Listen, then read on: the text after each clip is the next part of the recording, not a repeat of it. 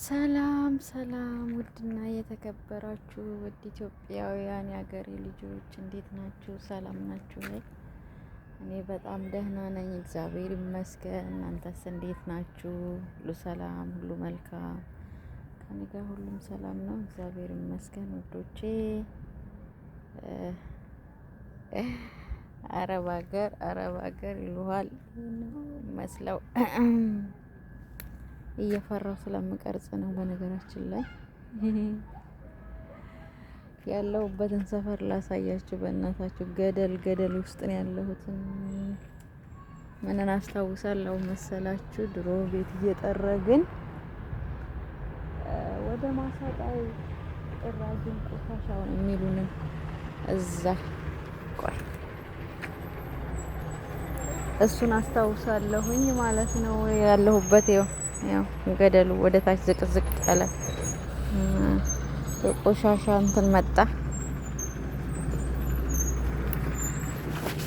እኔ አታክልት እያጠጣሁ ነኝ። በነገራችን ላይ ውጭ ነኝ፣ ከግቢ ውጭ። ይሄ ደግሞ እንዳጋጣሚ ሆኖ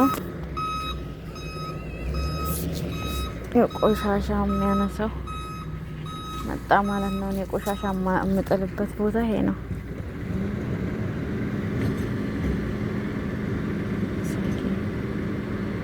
ግን እናንተ በዚሁ አጋጣሚ እንዳጋጣሚ ነው እንግዲህ ይሄ መኪና የመጣው። እኛ ቤት ውስጥ የምንሰራ የቤት ሰራተኞች እንሻላለን ወይስ እንደዚህ ቆሻሻ የሚያነሱ እንዴት እንደሚጠርገው እንዴት እንደሚገለብጠው እና እነሱ ይሻላሉ ወይስ እኛ ቤት ውስጥ የምንሰራ እንሻላለን? እነሱ አሁን ቤት ሙቀትም አለው ግማትም አለው። እንደገና ደግሞ መንገድን የሚያጸዱ እነዚህ ይመስሉኛል እንግዲህ እየጠረጉ። እነሱ ይሻላሉ እኛ? እውነት በጣም ነው የሚያሳዝኑኝ እንደዚህ ቆሻሻ። አሁን አንዳንድ ጊዜ ልጅ ያለበት ሀፋጣ የሚለብሱበት ዳይፐር የሚለብሱበት ያለው ቆሻሻ በጣም ነው የሚሸተው፣ በጣም ከመጠን በላይ እና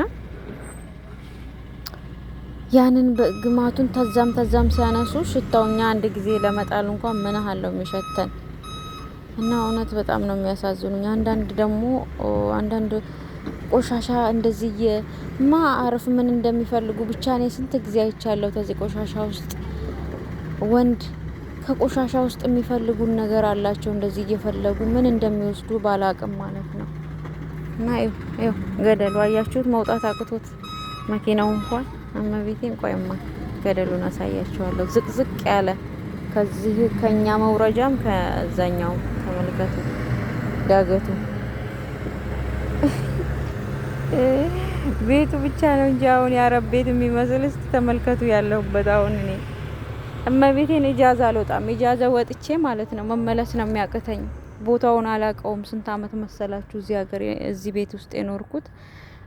እንትን አይገባውም፣ ታክሲ ምናምን እንደ ልብ አይገባም። እኔም ደግሞ ሁሌ ስለማልወጣ በጣም ቆይቼ ስለሆነ ያችን የምወጣባትን ቀን እንኳን አላውቃትም። እና ተመልከቱ እመቤቴን ተመልከቱ። ይሄ አሁን የኛ ቁልቁሌት ነው። የኛ ቁልቁሌት ይሄ ነው የኛ ቤቱ ይሄ። እና እንደዚህ ነው እላችኋለሁ። ማን ነው እንደኔ ስርንቆ ውስጥ ያለ ስርንቆ ማለት ልታስይዙኝ ነው እንደ ማርያም ነው እንትሩ እና ውዶቼ እንደዛ ነው እላችኋለሁኝ።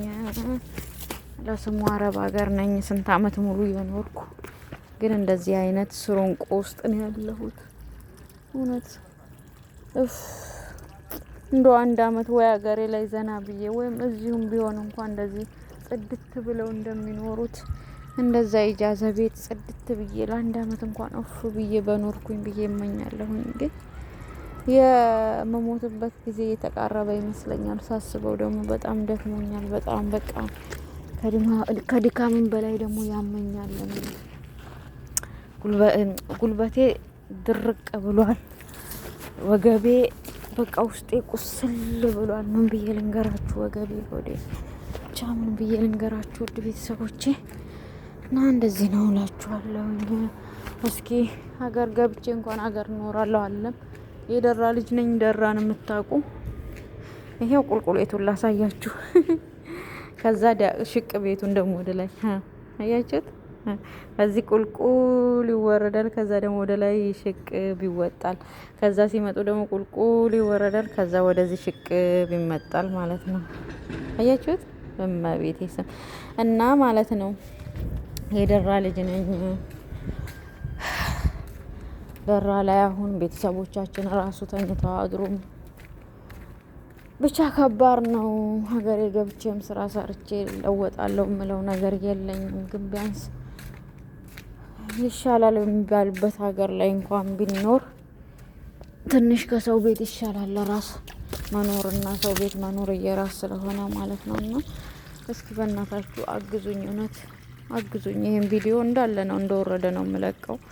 ምንም እንከን ቢኖረውም አልተወውም። መብራትም ጠፍቷል። መብራትም አላበራሁም። እስቲ ሄጄ ላብራ፣ ደብዝዟል።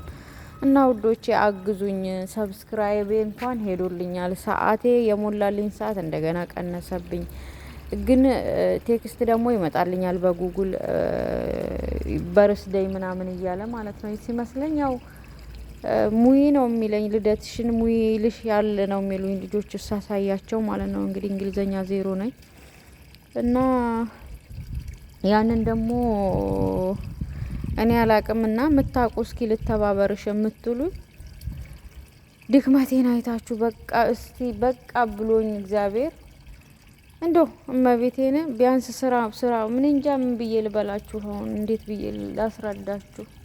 ቸገረኝ ብሎ ሰው ልጅ ሰው ፊት ከመውጣት ቢያንስ ሰው የሚሰራውን ሞክሮ ካቃተው እንኳን ከዛ በኋላ እንትን ቢል ይሻላል።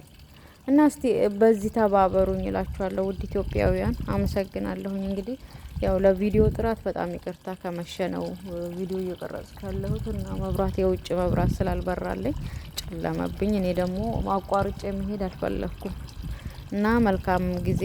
በሌላ ቪዲዮ እስከምንገናኝ ድረስ እንግዲህ እግዚአብሔር አምላክ ቪዲዮ እንዲታይልኝ እጸልያለሁኝ።